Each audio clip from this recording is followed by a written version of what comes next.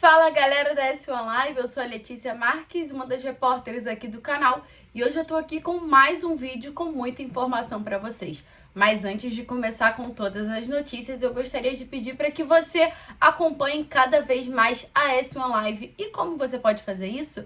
Se inscreve aqui no canal e participe também do nosso clube de membros. Nele você tem vários benefícios, entra em contato direto com a gente, tem acesso a conteúdos exclusivos e, claro, concorre ao bolão e participa ganhando muitos prêmios. Então, se você quiser fazer parte, vai ajudar cada vez mais a S1 Live e você vai se manter muito bem informado.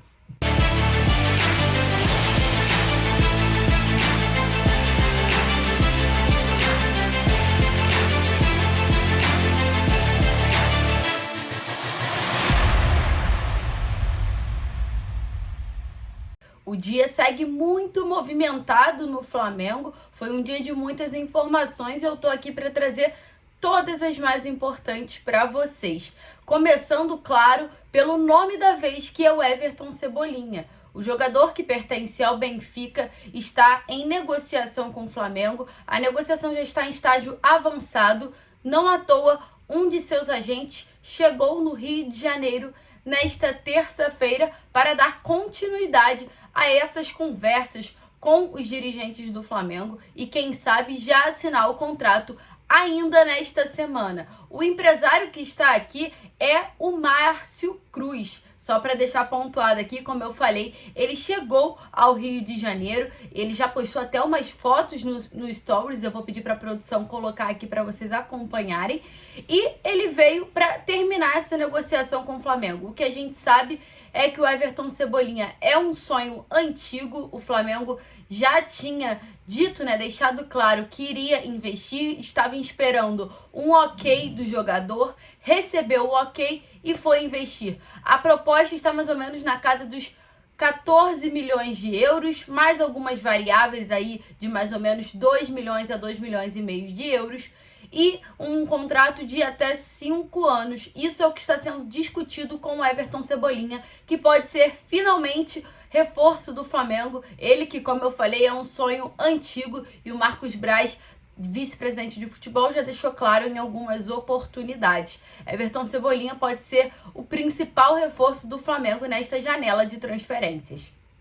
Falando em outro nome conhecidíssimo pela torcida do Flamengo, é o Thiago Mendes. O volante está no Brasil, chegou ao Rio de Janeiro. Ele que é um sonho antigo também. O Flamengo nas outras janelas tentou a contratação do jogador, mas não conseguiu a liberação. O jogador se movimentou muito para tentar chegar ao Flamengo, mas não conseguiram obter sucesso na negociação. Então é um nome que a torcida do Flamengo já está acostumada.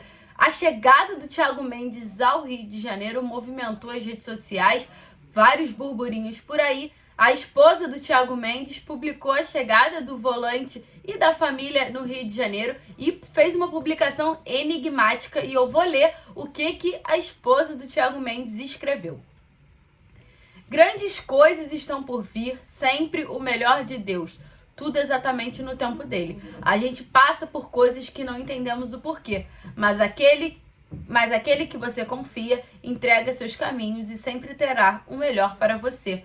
Fecha aspas. Essa foi a declaração da esposa do Thiago Mendes. E com isso, o burburinho novamente da possível chegada do volante começou a tomar conta das redes sociais. O que a gente sabe hoje é que não há nenhuma negociação em andamento do Thiago Mendes com o Flamengo. Mas quem sabe essa chegada do jogador ao Rio de Janeiro não possa mudar os rumos do Flamengo até, O Flamengo que já estava investindo em outros jogadores aí, quem sabe até para essa posição.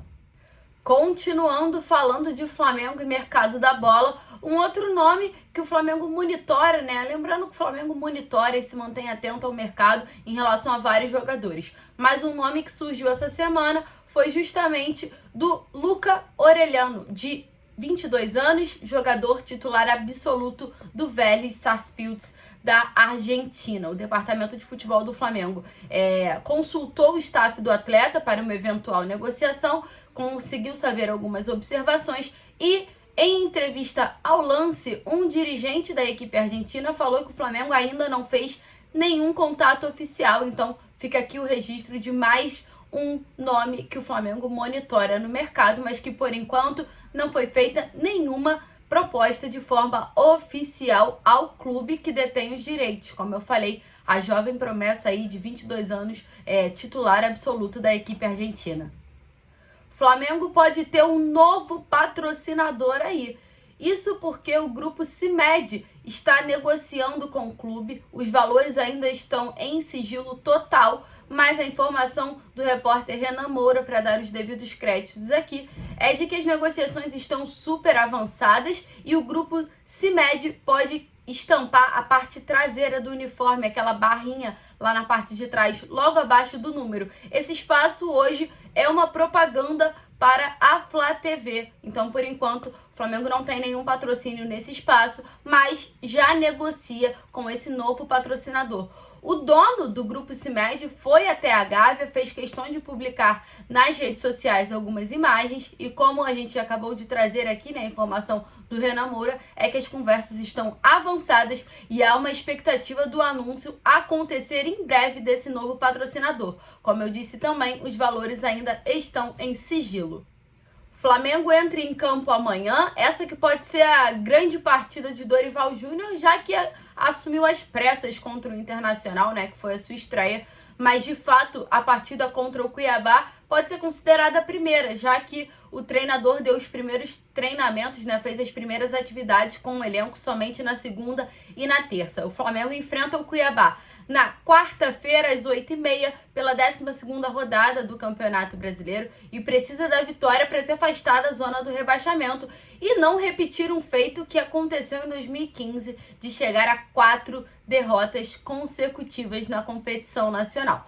Mas, além de falar do Flamengo no Campeonato Brasileiro, a gente tem que lembrar também da próxima rodada do Campeonato Brasileiro, que é quase uma rodada casada com a Copa do Brasil. Isso porque o Flamengo vai enfrentar o Atlético Mineiro no domingo pela competição nacional, né, de pontos corridos, e na quarta-feira pela Copa do Brasil, que é a competição nacional de mata-mata. E para essas duas partidas que acontecerão em Belo Horizonte, o Flamengo resolveu, né, definiu a logística.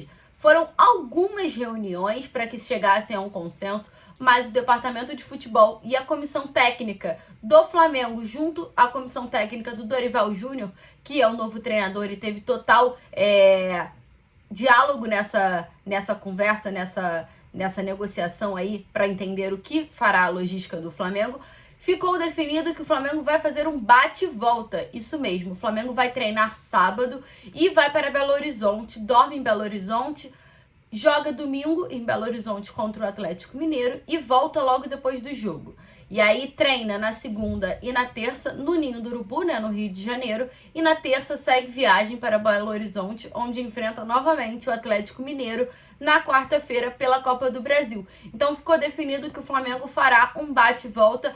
Como eu falei, né, foi uma decisão em conjunto do departamento de futebol com a comissão técnica, a análise do treinador e também dos auxiliares. Ficou definido dessa forma esse bate e volta. Saindo um pouco de Flamengo, a gente vai para o rival direto do clube carioca, que é o Vasco da Gama, que tomou conta também dos noticiários nesta terça-feira. Isso porque o Cruz Maltino anunciou oficialmente, né, teve a apresentação do novo treinador, que é o Maurício de Souza. Ele mesmo, o antigo auxiliar técnico do Flamengo. O Mauricinho, né, como é conhecido, foi anunciado, apresentado oficialmente no centro de treinamento do Vasco da Gama, concedeu entrevista coletiva, se declarou torcedor do Vasco e também afirmou que é o maior desafio da carreira.